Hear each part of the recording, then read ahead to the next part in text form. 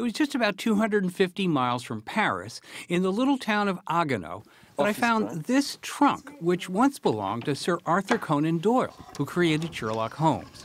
For writing a book, you need an office. Louis Vuitton created this bunk bed for explorers. It folds up and the mattress is stored here. And this was just to be able to sleep just up, not to be... Yeah, it was... Okay. This is the Museum of Baggage, 500 pieces from the personal collection of Jean-Philippe and Marie Roland. Actually, not only a museum, but a workshop as well, where they restore and build trunks to order. They opened the museum 2 years ago after collecting trunks for more than a decade. It's because we collect 1, 10, 20, 100, 200 trunks in our own house. Yeah. And people ask us to visit. And so we decide to create the museum. The museum recalls an era when the wealthy, at least, would travel with dozens of trunks filled with all manner of clothing and accessories. Nice. Don't you love the white gloves? In the noble family, the little girl had a doll with a little trunk. This is a traveling ironing board because travel for these people was about luxury. A luxury trunk, it's a trunk who was made specially for you.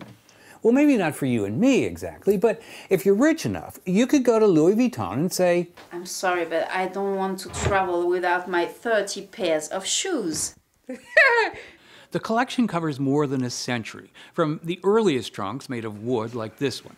The rounded top was designed to let water roll off. The only trouble is that you cannot put them on. So you could admire the quality of craftsmanship or materials used, or try to imagine the lives of the people who owned these. Yes, and this was SP, Susanna Potowska.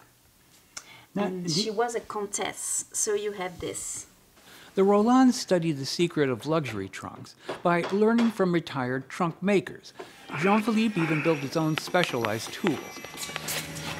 Before we start the work, This is a Louis Vuitton from the 1870s. people cut the canvas, stupid people. Once the canvas is replaced, it'll look like this one, a similar model. This passion that you have, why? It's because of my grandfather. My grandfather was an airplane commander during the Second World War. And when I was children, my grandmother showed me the memories of my grandfather in a little trunk. And it was, for me, it was a treasure. At the turn of the century, there were more than 100 trunk makers in France. Today, there are 6.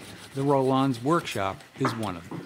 20 years ago, I was a software engineer. And when you build a software, you build for 1 year, 6 months, 2 years. And the difference, it's I restore trunk because trunk in 1 century, your daughter can use my trunk. They restore and build about 100 trunks a year, mostly for other collectors, which is to say, yeah, there are people all over the world who share this passion. For example, we have 10 or 20 customers in France who have more than 20 Louis Vuitton trunks. You know, we brag about the fact that we can take everything with us everywhere, but trunk makers had the idea long ago, like this one, to carry and protect a gentleman's top hat. This was very important. You can take your Or bag and you this, put the here. original wheelie. And I can take the train like that now.